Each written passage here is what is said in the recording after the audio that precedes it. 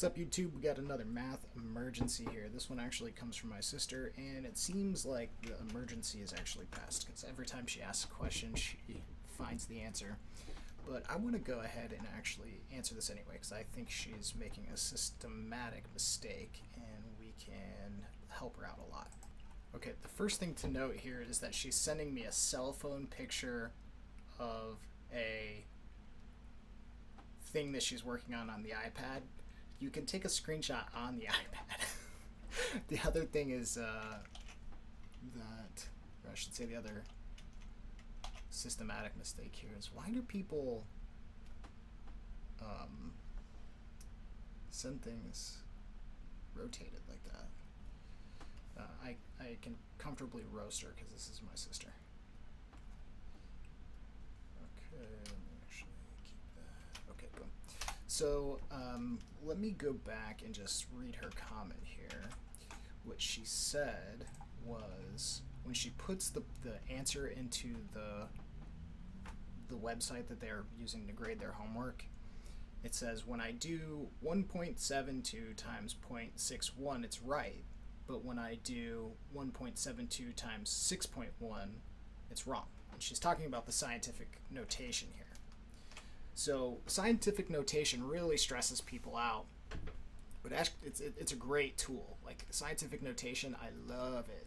I used to, when I realized that it was just exponent rules, it made it so that it looked like I was doing calculations really, really fast in physics, when in actuality it was just like canceling. Okay, so we're looking at this problem here. 1.72 times 10 to the 4th centimeters cubed times 1 inches cubed over 6.1 times 10 to the negative 2 centimeters cubed. I'm going to assume that this conversion factor she's using is correct. Now, the first thing is to note that these centimeters cubes do cancel out. She wrote that. But then let's deal with 10 to the 4th and 10 to the negative 2. So if we got x to the 4th over x to the negative 2, we would know that this is x to the 4th times x to the 2. This is just the exponent rule that says if it's negative, you put it in the other part of the fraction, make it positive. Good to go. Then we remember that when you multiply two numbers with the same base, x, you add their exponents. Okay, so this becomes x to the 6th. Now, x is equal to 10. That's the situation we have up here. When we multiply this together, we get this fraction, just like she said, top to top, bottom to bottom. That's the fraction we get here. So this becomes 10 to the 6th, right? So this is 1.72 over 6.1 times 10 to the 6th. And I'm going to, and that's what she did here. So I'm going to assume that she typed that in correctly, What she did was she misconverted at some point 6.1 times 10 to the negative 2 to this is not equal to, she put 0.61. She just didn't move the decimal enough places.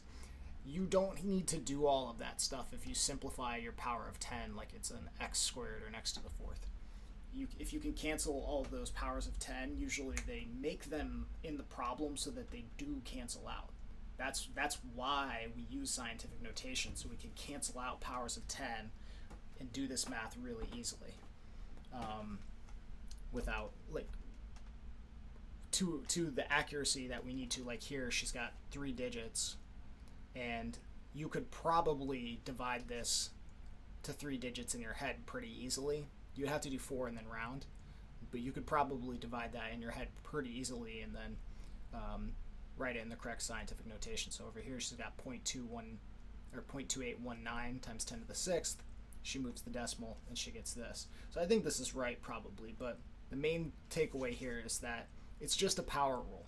It's the stuff that you learned in algebra, and you're very, very comfortable if you're getting to this level of math. Okay, let's call that emergency solved since she had already solved it.